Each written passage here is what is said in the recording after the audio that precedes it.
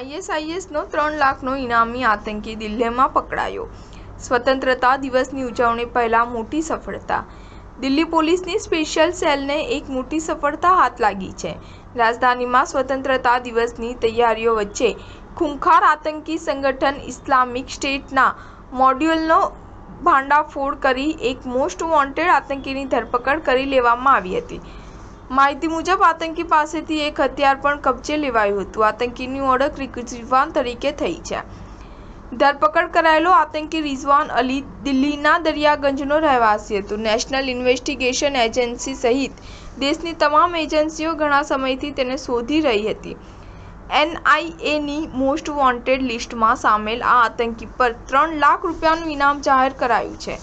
ઉલ્લેખનીય છે કે 15 ઓગસ્ટ પહેલા રિઝવાનની ધરપકડથી દિલ્હી પોલીસ અને એનઆઈએ જેવી તપાસ એજન્સીઓએ રાહતના શ્વાસ લીધા હશે। હવે આ એજન્સીઓ તેનો પ્લાન જાણવા માટે તેની પૂછપરછ કરી રહી છે, જેથી કોઈ અણગમતી ઘટના બની અટકાવી શકાય। સ્ટાર ન્યૂઝ 7 હંમેશા સચ્ચાઈની સાથે।